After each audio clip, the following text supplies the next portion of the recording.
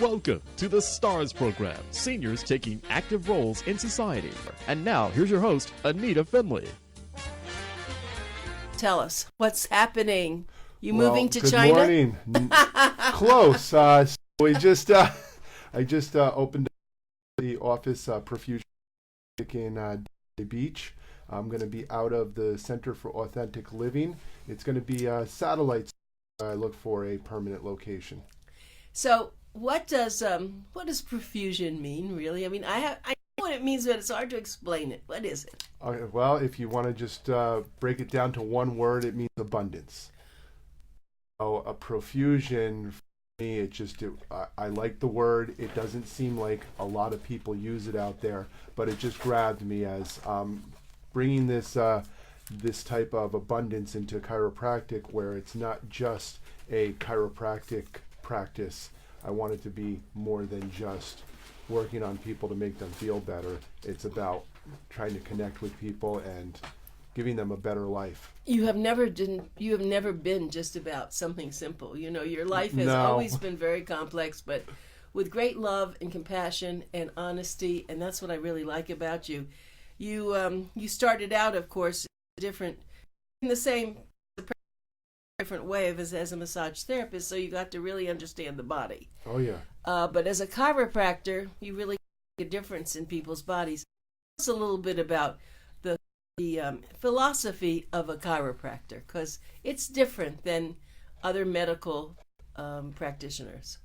Yeah. So the philosophy of a chiropractor, the way I see it, is it's about the whole body, and it's about getting the body to be able to itself. So we focus towards the nervous system to make sure that everything communicates well, so everything is at its optimal level. Yeah, and so the other thing that I think people get when they come to someone like you, especially, is you have a lot of compassion. Talk to them personally. You want to get to know them personally, not just but you want to know, because a lot of that is what tells you what their problems are. Isn't that true? Oh yeah, it's not just it's not a person that's walking in with a problem. They're a person walking in that's looking to function better. In order to be able to do that, you've got to get to know what is it that they're really after. What is it that they're looking to do? Why did they walk into my office in the first place? It's very rarely I got low back pain. It's more I can't pick up my kid, or I'm unable to. Really? Yeah, or I'm unable to ride a horse, which I know we talked about in the past with one of my patients that wanted to be able to ride a horse. I want to be able to play racquetball, pickleball. I want to be able to run, walk up a couple flights of stairs. It's these type of things that usually bring people into the office. It's the loss of the ability to do something. Just the pain. Yeah, that's Susan Shipman is watching, and I'm sure we're going to have a lot of other viewers. The nice thing about this, Dr. Alviene, is that if people want to ask you questions, they can literally ask them on Facebook, and then you can answer. I've had some of my other guests have that happen, so we'll see what happens. But the nice thing, talking about what you're just saying, is that people who have distress in their life, sometimes it affects their bodies, doesn't it? I mean, I don't know how that all works, but you do. I mean, maybe they have headaches, or maybe they have their arm, they just can't raise their arm enough or something. And what does that mean? I have an exam, but usually we can find that there's some sort of structural shift that happens within the spinal column. So when you look at where all the nerves come out, that's the main communication between the brain and the body passes through those areas. So anytime a bone shifts slightly within the spine, it can affect the way those signals are expressed. They may slow them down. It may irritate them. So if you're not getting the messages across like they're supposed to, you're going to have some dysfunction, which could lead to these secondary symptoms that you just mentioned there, like a headache or a stiff neck or problem with the shoulder. And it might be as simple as, let's look at your structure, get it under control, and then the signals start going better. Well, I'll tell you, I have had this massage therapist for many years, and she's powerful. And she told me the other day that she was sitting on the couch, and somehow she was going to get up. She twisted herself, and she's in great pain. It's not her neck or anything. Something happened to one of her, to her spine in a certain way, and it's very serious. So maybe you ought to, as a chiropractor, talk about how people should get up, how they should walk, how they should do things so that they're more careful and they don't hurt themselves. Well, yeah, so her getting up off that couch and twisting and feeling it going out, that means there was something there for quite a while. It's usually not just, oh, this is the thing that hurt me, unless there's an actual trauma where a person fell down the stairs or they were hit by a car. Those type of things are trauma that obviously disrupt the structure of the body. But if she just got off the couch and boom, there it was, that pain set in, there was something that was going on for a while, and it was finally, old saying, the straw that broke the camel's back. So there was a structural shift that was going on within that spine. There was most likely signals from the brain to the muscle. She went to get up, signals didn't get there so well, and then the muscle spasmed, causing that pain. Oh, that's a very interesting point. So is that why it's good for someone to go see a chiropractor maybe once a month or every 2 months or something on a regular basis, so that this doesn't happen, that you watch over that? Yeah, if you're doing well, you go to the chiropractor, you get checked. You might not even get treatment that day. You just get checked to make sure everything's good. Same way if you went to a dentist. They're going to check, do an exam, no cavities, nothing. Let's polish your teeth and you're out of here. And everything works well. When there is, that's when you have to spend more time and get the goal lifestyle changes in the office and at home. So. Okay, well, I want to give everybody your phone number. So, and Dr. Alviene has just moved to another location, and it's in Delray Beach, and we're going to give you his phone number. Remember, it's Pencil Talk Radio. So it's 561-504-6344. Again, 561-504-6344. And if you want to go on his website, it's PROFUSIONCHIROPRACTIC.com. PROFUSIONCHIROPRACTIC.com. Carrying on what you're saying, so you're, as a chiropractor in this new organization that you've just joined, they are more or less like a group of people that deal in what you deal in the body. You want to share some of the items that when they go to see you, they'll also be able to have this opportunity? Sure. So the Center of Authentic Living, they do a few different things there.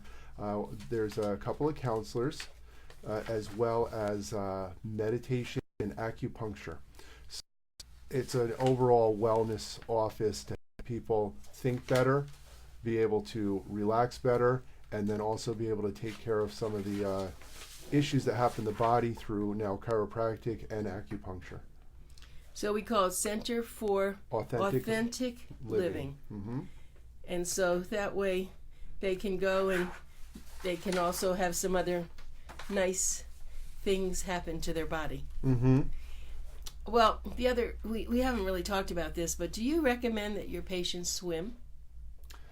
Yes, if they can and they have the ability to. Or go in a pool, whether they swim or just. Yeah, so one of the things that I've noticed for myself outside of getting adjusted, I mean, I can only do that so often, and when I'm out of the office and not seeing a chiropractor, swimming has helped with my spine. So I have a slight scoliosis. So the swimming helps take the weight off of the spine, and then it keeps me balanced from using both sides of the body in a more of a weightless environment. Now, if somebody has shoulder issues, it may not be the best, but for somebody that has scoliosis and they have mobility of their body, it really helps out with the spine a little more straight while you go through the process of living your life. Well, and also a lot of the communities actually have instructors coming in, and they have 6 or 8 people, and every day or every other day they're in the water moving around. Now, I just read something about that. Even if you just walk in the water, it's helpful. Is that true? Oh, yes. I mean, and why is that? If you're not swimming and you're just going to get in the water, what it does is it takes the weight off the body. So when you're out on the air, all the weight of your body is compressed down, being pulled into the earth. When you get in the water, it takes away some of that weight. So areas of your spine, like your discs and your joints and everything, get a relief, and they start to pull apart slightly, giving them more room to heal and take away some of the discomfort that you might be having. So just getting in the water, it's amazing things for the body. See, that's really important. I don't think people understand that enough, but that's good. Well, there are spas that people go in. I was going to ask you that. There's a hot water spas. I mean, usually a lot of pools have those. They have you go in and it's very hot. Is that very good for your body too? And not right, but well, as long as you're following the signs there that says don't go in if it's this or this, and you're a healthy person, it helps out. The heat really warms up the body and the weightlessness that you get from going in there. It just does an overall of everything. And something that I have to compliment you about, last time when you were on the show, we talked about icing rather than yes. Heat. And here, this thing that this massage therapist is very smart. When this happened, she's putting heat on it, and I said no. I said Dr. Alviene says ice, cool. And the same thing happened. As a matter of fact, my son had a tooth pulled, a major tooth, and I didn't get to him ahead of time, but I wanted him to put ice on it immediately, and they don't. The dentists somehow don't do that. They don't say put ice on it. So I always have a cold can of some sort of soda, and anytime I have something done in my, an oral situation, I always put ice on it. Yeah, when you have a initial injury and you first get hurt, within those first 72 hours, ice is usually better to help calm the area down and make you feel better, and hopefully help with the healing process by bringing the swelling down. Once you get past that 72 hours since you were injured, then you typically move into the moist heat. Right, we talked about the moist heat as compared to the dry heat. Yeah. You have a lot of things, and I know you're working on a book. Is the book going to have a lot of this information in it, or is it more philosophical? I'd say it's more philosophical. Maybe you ought to have a couple of pages on tips or something. There's going to be tips on how to work through decision making, because that's what the book's mostly about. It's about what we talk about up in here to ourselves and how we use what's up in here to. And is that while we're sleeping? Oh, even then, yeah. I don't know about you, but I've had conversations in my sleep. I wake up going, "What was that about?" Yeah, right. That's really true. But we always know that our subconscious is working all the time. Yes, and that's one thing about our thoughts, is we have to realize that we don't really have control over what pops into our head. We only have control over how we listen to what pops into our head. Good point. Yeah. And when did you become this philosopher and want to do this? When you were in school?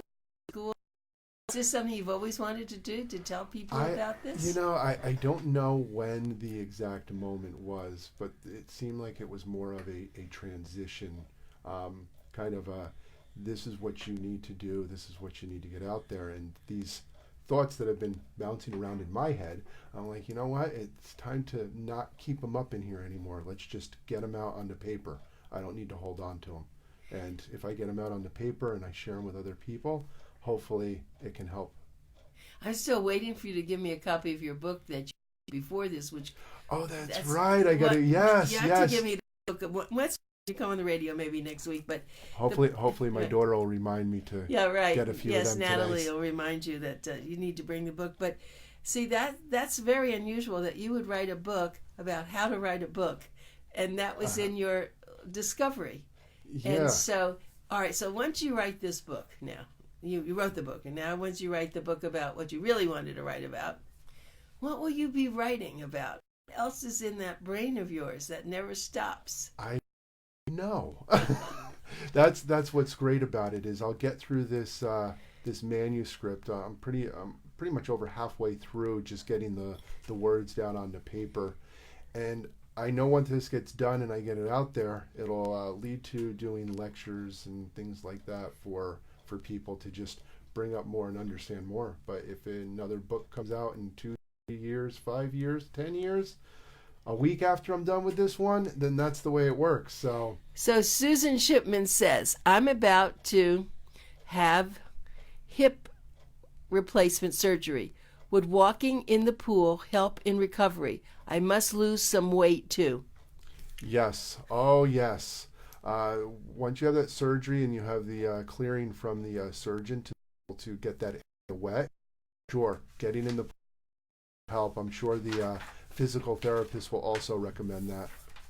Yeah, and if you don't have a chiropractor, you may want to go and even if you just go in and say hello. I'm sure Dr. Jason Alviene, you can see he's so attractive and so nice, so smart. You'll just go and say hello. He's with now, it's his own Profusion Chiropractic.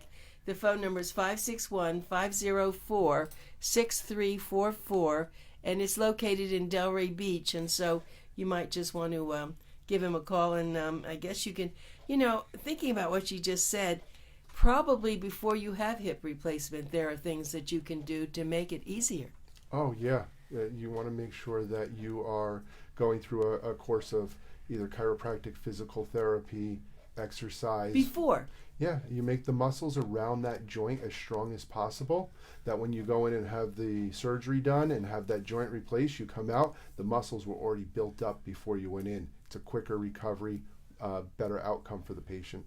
Good point. Now, what about, she says that she needs to lose weight. Do you do any programs with helping people to lose weight? I know that's not exactly right, but you're very thin, and I know you must exercise and all, but you probably have a certain diet that you believe in. I do. So there's Susan says thank you. You're welcome, Susan. Diet. There's pretty easy concepts behind that, and I have done lectures on what I call food cycling. And food cycling is... Food cycling, well, what is that? Well, it's more of a concept. So you pretty much take any type of diet that you choose to do, and you follow this food cycling parameters, and you see a lot better outcome. So if you still want to have a piece of cake once in a while, you're able to do that. But at the same time, it's really focuses on making sure that you're eating at the right time, you're eating the right amount of foods, and you're also staying towards the healthier foods. What do you mean eating at the right time?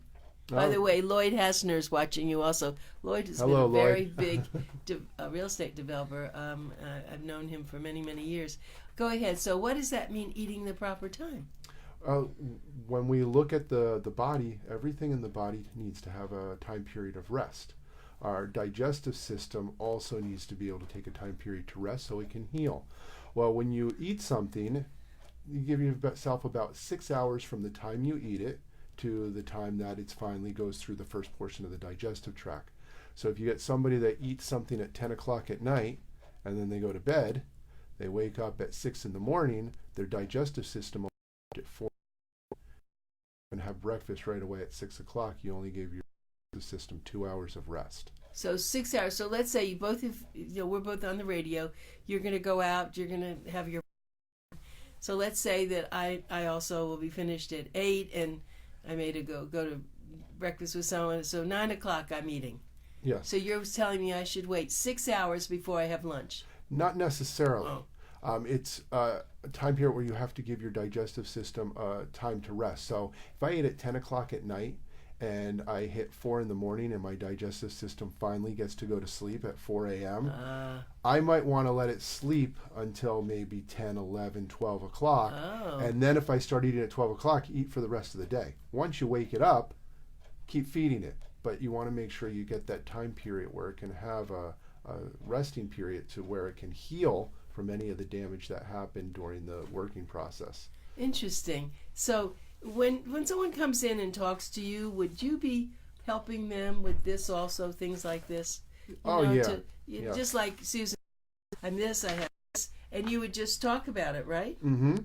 Oh, yeah. It's when they come in, they're typically, when you come to a chiropractor, like I said, most of the time they're walking in, they've got some sort of issue going on that's preventing them from what they want to be able to do. So at the beginning, when you're working on a structural change within the body and you're trying to get the person back to that optimal health, they're going to be seeing me frequently. You don't have a choice at the beginning. If you want to change something in the body, it's going to take time and consistency and frequent. During those few weeks to few months of visits, we're going to spend time talking about other things that they can do outside the office that will get them to their optimal health. Oh, that's really good. It's almost like being a therapist. I mean, we have Oh, yeah. therapists physical therapist, chiropractor. I don't know if we would just call you a physical therapist. I mean, that's part of your role.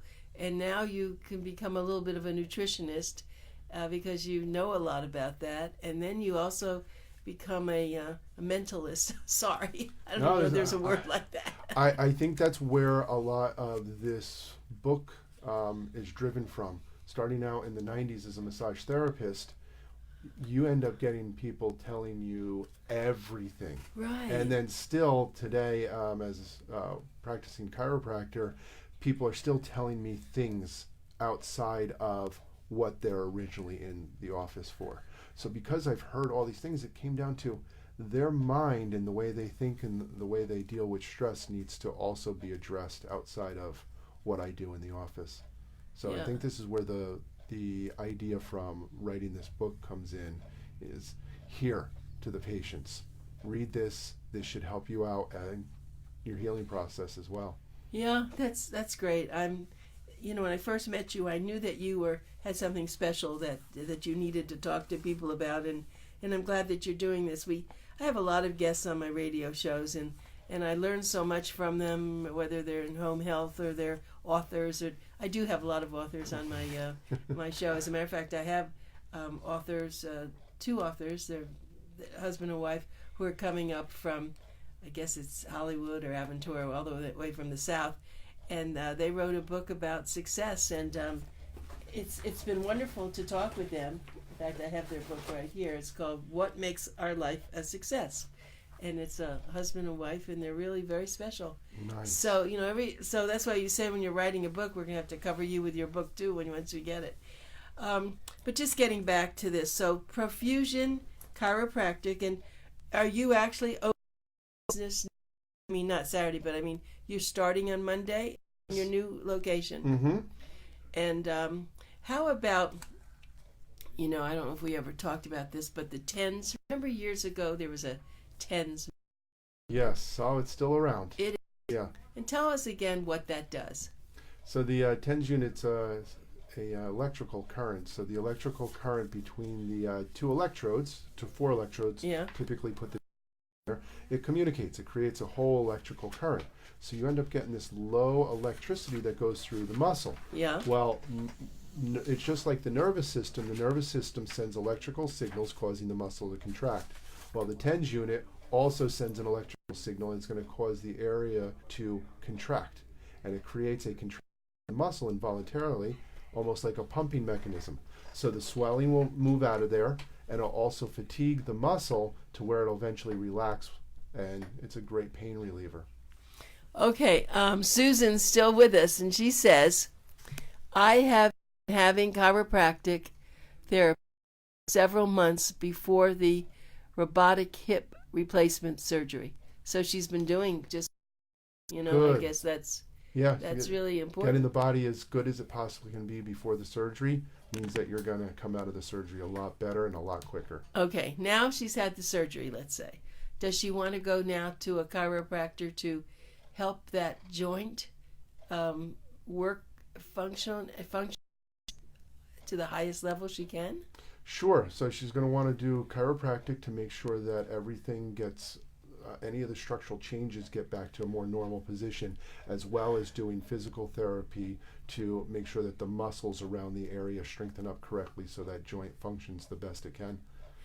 When you think about it, there are people who are suffering with hip and knee pain, and they need to either have operation or they need to have stem cells or something.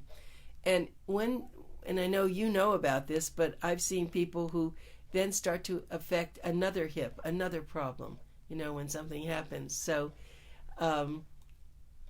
you may have one problem with a hip, but then what happens to the other hip while you're working on that? That can also go down the tubes. Yes, 100%.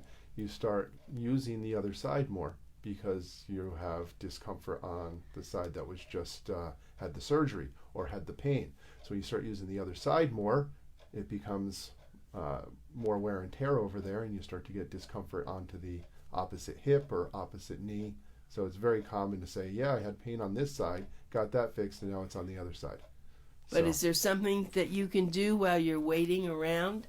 I mean, you're going to have the one hip or the one knee done. So you should be doing something with the other side to keep it healthy. Yeah, sure. And it's not just walking around on it. You want to do therapies and possibly having massage and other types of avenues that can help make that side feel better. Well, it's great. So Dr. Alviene is my guest, and it's Dr. Jason Alviene. And again, it's Profusion Chiropractic. The phone number is 561-504-6344. And his website, this must be a new website. Did you have a new website for Profusion Chiropractic? Because that's a new name, isn't it? Yes. So it was a name I came up with a while ago, and I've had this name for quite a few years now. Just because I was... Oh, so you reserved the website because you knew someday you were going to do something with it. Well, I had it, and I wasn't sure what I was going to do with it, but I knew I had it because this was a name that I said if I ever went back out on my own, I would use this. It's an unusual name, Profusion. Mm-hmm. Yeah, it does. I mean, you explained it at the very beginning and what it was. Well, one thing I know is that we're going to go to the ballet tonight. I've invited Dr. Alviene and his beautiful daughter, Natalie, and we are going to go to see the Miami City Ballet. And you talk about chiropractic. You can imagine what happens with those dancers. Oh, yes. I've seen them. I mean, maybe not this particular group, but people that are dancers or ballet or gymnastics, yeah, they put their bodies through a lot. They really do. And I think that the ballet dancers have on staff massage therapists and other kinds of medical practitioners to keep their body going, because you have to wonder what happens to their toes and what happens to their it's a lot of work. And that's why they probably, after the age of 25 or 30, they stop doing that, right? Well, yeah, that's why they have those people on staff, because they know it's preventative.